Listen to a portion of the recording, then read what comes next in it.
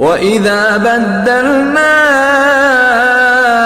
آيَةً مَكَانَ آيَةٍ وَاللَّهُ أَعْلَمُ بِمَا يُنَزِّلُ قَالُوا إِنَّمَا أَنْتَ مُفْتَرٍ بَلْ أَكْثَرُهُمْ لَا يَعْلَمُونَ.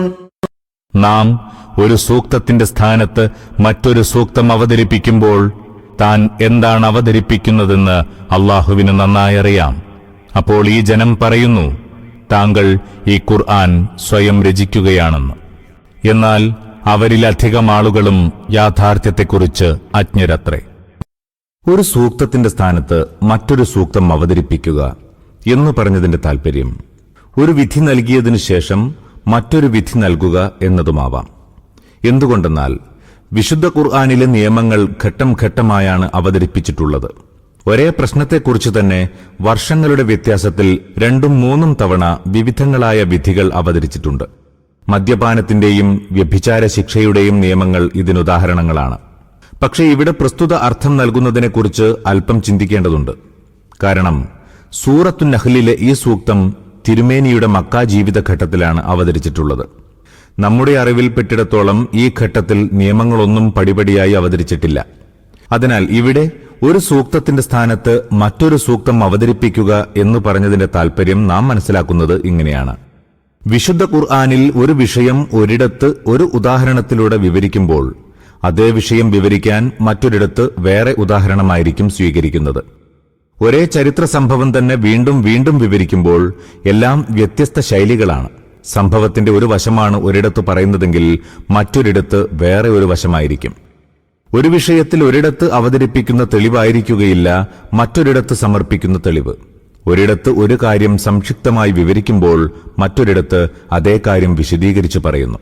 ഇതുതന്നെയാണ് നബി സ്വന്തമായി ഖുർആൻ നിർമ്മിച്ചതാണെന്ന ജൽപ്പനത്തിന് മക്കയിലെ സത്യനിഷേധികൾ തെളിവായി ഉദ്ധരിച്ചിരിക്കുന്നത്.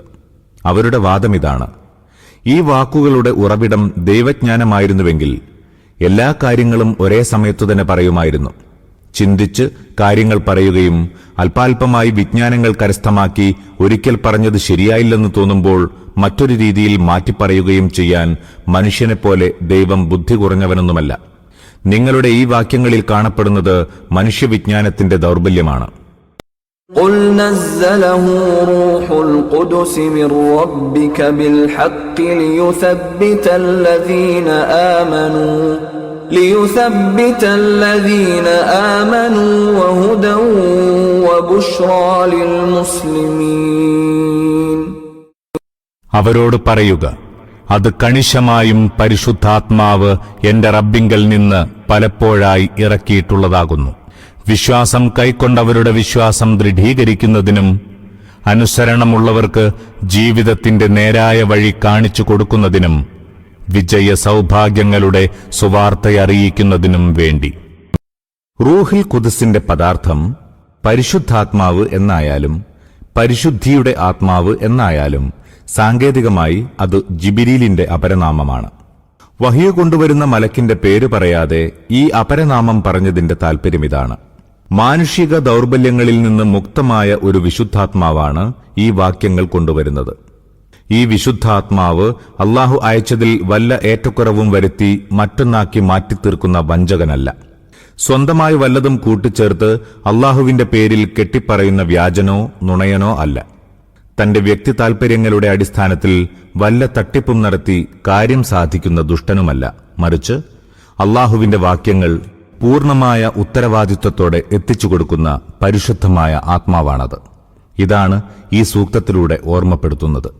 ഈ വാക്യങ്ങൾ പരിശുദ്ധാത്മാവ് ഒന്നിച്ച് ഒരേ സമയത്ത് കൊണ്ടുവരാതെ ഘട്ടം ഘട്ടങ്ങളിലായി കൊണ്ടുവരാൻ കാരണം ചിലർ അജ്ഞത കൊണ്ട് ധരിച്ചു വെച്ചിട്ടുള്ളതുപോലെ ദൈവത്തിന്റെ വിജ്ഞാനത്തിനോ ബുദ്ധിക്കോ വല്ല കുറവുമുള്ളതുകൊണ്ടല്ല. മറിച്ച് അതിന്റെ കാരണമിതാണ്: മനുഷ്യന്റെ ഗ്രാഹ്യതയും സംവേദന ശക്തിയും പരിമിതമാണ്.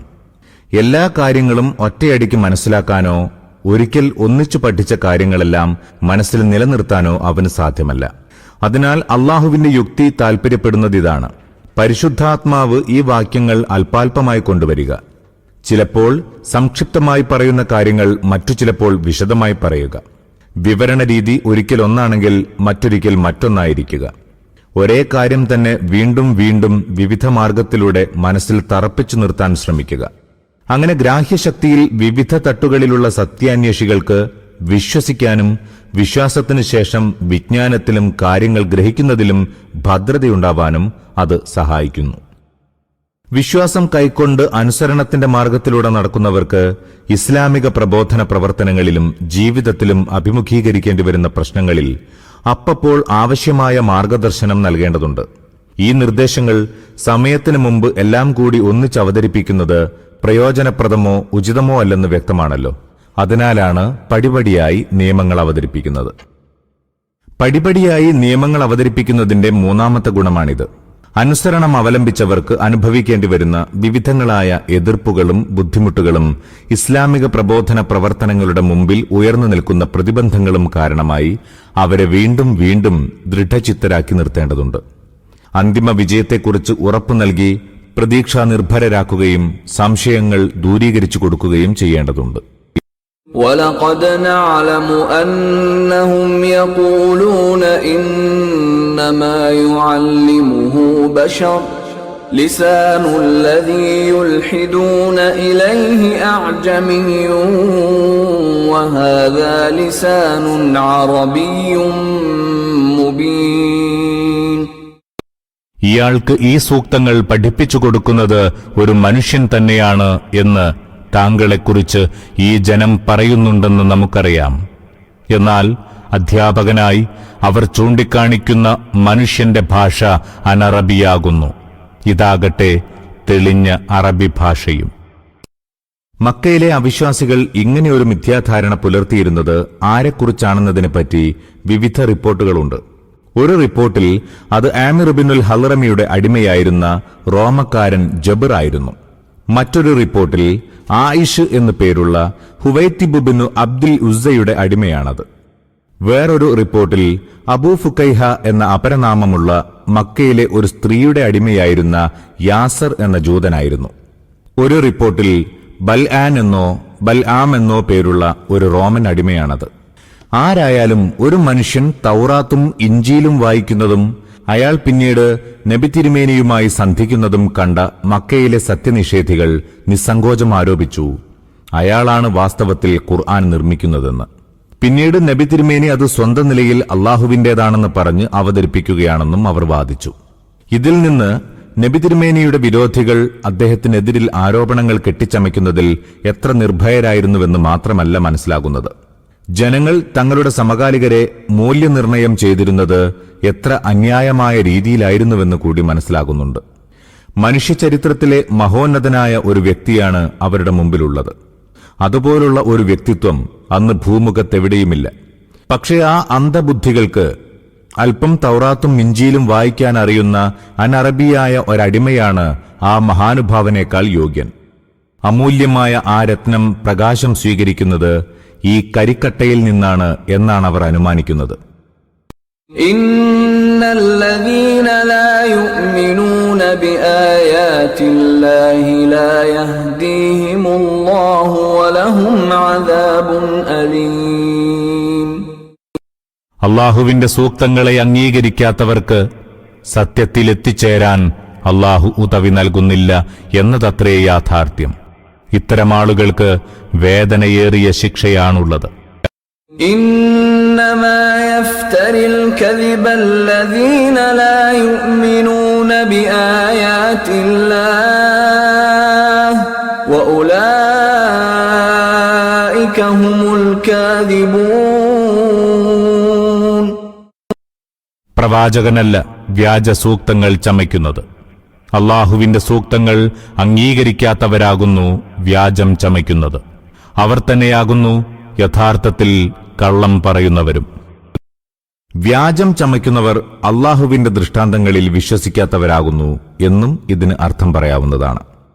من كفر بالله من بعد إيمانه إلا من أكره وقلبه مطمئن بالإيمان أكره وقلبه مطمئن بالإيمان ولكن من شرح بالكفر صدرا فعليهم غضب من الله ولهم عذاب عظيم. ഒരാൾ വിശ്വാസം കൈക്കൊണ്ട ശേഷം നിഷേധിക്കുന്നുവെങ്കിൽ, ഹൃദയത്തിൽ വിശ്വാസം ദൃഢമായിരിക്കെ നിർബന്ധിക്കപ്പെട്ടതുകൊണ്ട് നിഷേധിക്കേണ്ടി വന്നതാണെങ്കിൽ സാരമില്ല. എന്നാൽ മനസ്സമ്മതത്തോടെ സത്യനിഷേധം അംഗീകരിക്കുന്നവർ അല്ലാഹുവിന്റെ ക്രോധത്തിനിരയാകുന്നു. അങ്ങനെയുള്ളവർക്കൊക്കെയും ഭയാനകമായ ശിക്ഷയുണ്ട്. കഠിനമർദ്ദനങ്ങൾക്ക് വിധേയരാവുകയും അസഹനീയമായ പീഡനങ്ങളിലൂടെ സത്യനിഷേധത്തിന് നിർബന്ധിക്കപ്പെടുകയും ചെയ്യുന്ന മുസ്ലിങ്ങളെക്കുറിച്ചാണ് ഈ ആയത്തിൽ പരാമർശിക്കുന്നത്. അവരോട് പറയുന്നു, അക്രമം കാരണം നിർബന്ധിതരായി ജീവൻ രക്ഷിക്കുന്നതിനു വേണ്ടി വല്ലപ്പോഴും സത്യനിഷേധം പറയുകയും അതോടൊപ്പം ഹൃദയം അതിൽ നിന്ന് തികച്ചും സുരക്ഷിതമായി നിൽക്കുകയുമാണെങ്കിൽ നിങ്ങൾക്ക് മാപ്പ് നൽകപ്പെടും. പക്ഷെ ഹൃദയം കൊണ്ടാണ് നിങ്ങൾ സത്യനിഷേധം സ്വീകരിക്കുന്നതെന്ന് കരുതുക. എങ്കിൽ ഒരു വേള തൽക്കാലം ജീവൻ രക്ഷിക്കാൻ സാധിച്ചേക്കാമെങ്കിലും അല്ലാഹുവിന്റെ ശിക്ഷയിൽ നിന്ന് രക്ഷപ്പെടാൻ ഒരിക്കലും സാധ്യമാവുകയില്ല. ജീവൻ രക്ഷിക്കാൻ സത്യനിഷേധം പറയണമെന്ന് ഇതിനർത്ഥമില്ല. മറിച്ച് ഇത് ഒരിളവ് മാത്രമാണ്. വിശ്വാസം മനസ്സിൽ ഒളിച്ചുവെച്ച് നിർബന്ധിതനായി അങ്ങനെ പറയുകയാണെങ്കിൽ അതിന്റെ പേരിൽ ശിക്ഷിക്കപ്പെടുകയില്ല. എങ്കിലും ശരീരം തുണ്ടം തുണ്ടമാക്കി മുറിക്കപ്പെട്ടാലും സത്യത്തിന്റെ വചനം മാത്രം ഉറക്കെ പ്രഖ്യാപിക്കുന്നതാണ് അഭികാമ്യമായ മാർഗം. രണ്ടിനും നബിയുടെ കാലത്തു തന്നെ ഉദാഹരണമുണ്ട്. ഖബ്ബാബ് ബിനുൽ അറത്തിനെ ശത്രുക്കൾ തീയിലിട്ട് കരിച്ചു. അദ്ദേഹത്തിന്റെ ചർമ്മസ്പർശമേറ്റ് തീ പോലും കെട്ടുപോയി. എന്നിട്ടും അദ്ദേഹം അചഞ്ചലനായി തന്റെ വിശ്വാസത്തിൽ ഉറച്ചുനിന്നു. ബിലാലിനെ ലോഹം കൊണ്ടുള്ള അങ്കി ധരിപ്പിച്ച് പൊള്ളുന്ന വെയിലിൽ നിർത്തുകയും പിന്നീട് ചുട്ടുപഴുത്ത മണലിൽ മലർത്തിക്കിടത്തി നെഞ്ചിൽ ഭാരം കയറ്റിവെക്കുകയും ചെയ്തു. എന്നിട്ടും അദ്ദേഹം ഏകൻ ഏകൻ എന്ന് പറഞ്ഞുകൊണ്ടിരിക്കുക മാത്രമേ ചെയ്തുള്ളൂ. ഹബീബ് ബിനു സെയ്ദ് ബിൻ ആസിമിനെ കള്ളപ്രവാചകനായ മുസൈലിമയുടെ കൽപ്പനപ്രകാരം കഷ്ണം കഷ്ണമാക്കി വെട്ടിനുറുക്കുകയും മുസൈലിമയെ പ്രവാചകനാണെന്ന് അംഗീകരിക്കാൻ നിർബന്ധിക്കുകയും ചെയ്തുകൊണ്ടിരുന്നു. പക്ഷേ അദ്ദേഹം നിരന്തരം അത് നിരാകരിച്ച് ഇഞ്ചിഞ്ചായി ജീവൻ വെടിയുകയാണ് ചെയ്തത്. ഇതാണ് ഒരു വശം. മറുവശത്ത് അമ്മാറുബിന് യാസിറിന്റെ കൺമുമ്പിൽ വെച്ച് കഠിനമായ മർദ്ദനങ്ങളേറ്റ് അദ്ദേഹത്തിന്റെ മാതാവും പിതാവും രക്തസാക്ഷികളാവുന്നു. പിന്നീട് ശത്രുക്കൾ പറയാൻ ആവശ്യപ്പെടുന്നതെല്ലാം ഏറ്റുപറയാൻ നിർബന്ധിതനാകും വിധം അദ്ദേഹവും അതിക്രൂരമായി പീഡിപ്പിക്കപ്പെടുന്നു.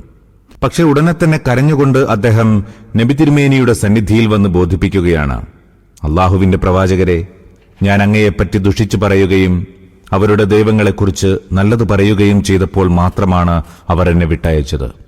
തിരുമേനി ചോദിച്ചു, നിന്റെ ഹൃദയം എന്തു പറയുന്നു? ഹൃദയം സത്യവിശ്വാസത്തിൽ അടിയുറച്ചു നിൽക്കുന്നു.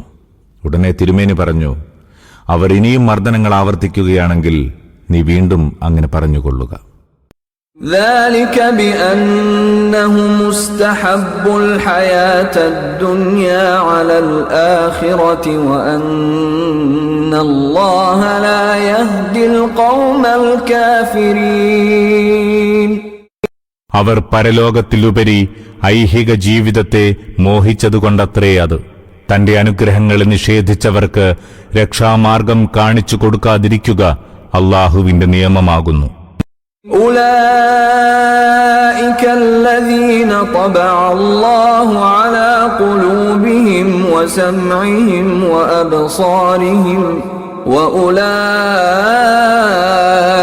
هم الغافلون.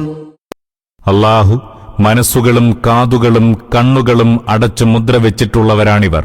ഇക്കൂട്ടർ തീർച്ചയായും അശ്രദ്ധയിലാണ്ടുപോയിരിക്കുന്നു. لا جرم أنهم في الآخرة هم الخاسرون. നിസ്സംശയം ഇവർ തന്നെയാകുന്നു പരലോകത്തിൽ മഹാനഷ്ടമനുഭവിക്കുന്നവർ. സത്യത്തിന്റെ മാർഗം വിഷമങ്ങൾ നിറഞ്ഞതാണെന്നതുകണ്ട് അത് കൈയൊഴിക്കുകയും വീണ്ടും അവിശ്വാസത്തിന്റെയും ബഹുദൈവത്വത്തിന്റെയും മാർഗത്തിലേക്ക് തിരിച്ചു പോവുകയും ചെയ്തവരെയാണ് ഇവിടെ പരാമർശിക്കുന്നത്. ثم إن ربك للذين هاجروا من بعد ما فتنوا ثم جاهدوا وصبروا ثم جاهدوا وصبروا إن ربك من بعدها لغفور رحيم. നേരെ മറിച്ച് വിശ്വാസം കൈക്കൊണ്ടതിന്റെ പേരിൽ മർദ്ദിക്കപ്പെട്ടപ്പോൾ സ്വദേശം വെടിഞ്ഞ് ഹിജ്റ ചെയ്യുകയും ദൈവിക സരണിയിൽ ക്ലേശങ്ങൾ അനുഭവിക്കുകയും സഹനം അവലംബിക്കുകയും ചെയ്തിട്ടുള്ളവരോ അവരെ സംബന്ധിച്ചിടത്തോളം നിന്റെ റബ്ബ് തീർച്ചയായും ഏറെ മാപ്പരുളുന്നവനും ദയാപരനുമാകുന്നു. സ്വദേശം വെടിഞ്ഞ് ഹിജ്റ ചെയ്തവർ എന്നതുകൊണ്ടുദ്ദേശിക്കുന്നത് എത്യോപ്യയിലേക്ക് ഹിജ്റ ചെയ്തവരെയാണ്.